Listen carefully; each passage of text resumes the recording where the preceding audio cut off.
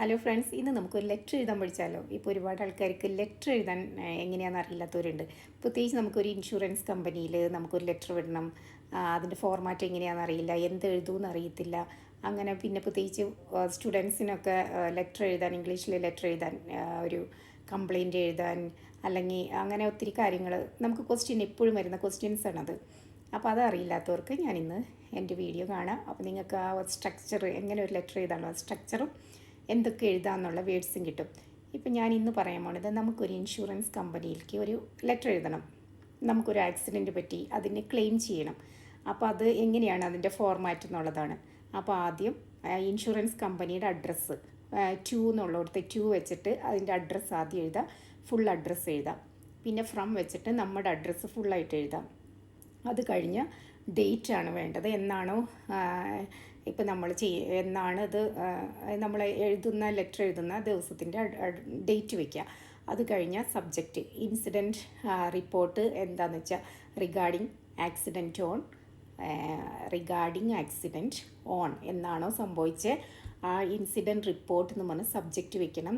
എന്നാണോ ആക്സിഡൻറ്റ് സംഭവിച്ചത് ആ ഡേറ്റും കൂടെ വെച്ച് ഒരു സബ്ജക്റ്റ് കൊണ്ട് വെക്കുക. പിന്നെ വരേണ്ടത് ഇൻട്രൊഡക്ഷനാണ്. ഇൻട്രൊഡക്ഷൻ അങ്ങനെ ഓരോ പാർട്സായിട്ട് തിരിക്കുക.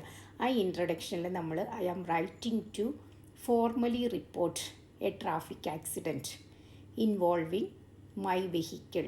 അപ്പോൾ I am writing to formally report, ഒരു കാർ ആക്സിഡൻറ്റിനെ റിപ്പോർട്ട് ചെയ്യാനാണ് ഞാൻ ഈ ലെറ്റർ എഴുതുന്നത്. I am writing to formally report എന്ന് പറഞ്ഞാണ് എഴുതേണ്ടത്.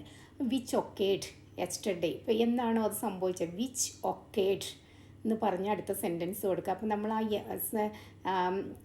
ആം റൈറ്റിംഗ് ടു ലെറ്റർ പറഞ്ഞു കഴിയുമ്പോൾ നമ്മുടെ രജിസ്ട്രേഷൻ നമ്പർ ഇന്ന വണ്ടിക്കാണ്, അതൊക്കെ ഡീറ്റെയിൽ അത് വെക്കണം. നമ്മുടെ വണ്ടിയുടെ രജിസ്ട്രേഷൻ നമ്പർ വെക്കണം. അപ്പോൾ എന്നാണ് ഇറ്റ് ടുക്ക് പ്ലേസ്, വിച്ച് ഒക്കേഡ് എന്നാണോ സംഭവിച്ചത് ആ ഡേറ്റും കൂടി വെക്കണം. എവിടെയാണെന്നും കൂടി വെക്കണം. പിന്നെ റോട്ടിലാണ് സംഭവിച്ചത്. അങ്ങനെ ഇൻട്രൊഡക്ഷൻ എന്ന് പറഞ്ഞാൽ അതിൽ ഡീറ്റെയിൽ ആയിട്ട് ഈ കാര്യങ്ങളെല്ലാം വരണം. സംഭവിച്ച ഡേറ്റും എന്തുകൊണ്ടാണ് ഞാൻ ഈ ലെറ്റർ എഴുതുന്നത്, ഈ ഡീറ്റെയിൽസ് എല്ലാം. പിന്നെ വരേണ്ടത് description of incident and fault.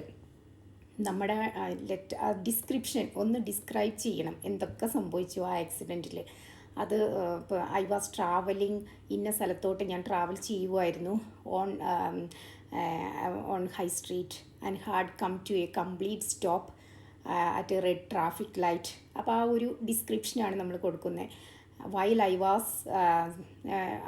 was round about waiting for the signal. അങ്ങനെ കുറച്ച് ഒരു എക്സ്പ്ലനേഷൻ, നമ്മൾ എന്തൊക്കെ അവിടെ എപ്പോൾ എന്ത് സംഭവിച്ചുകൊണ്ടിരുന്നപ്പോഴാണ്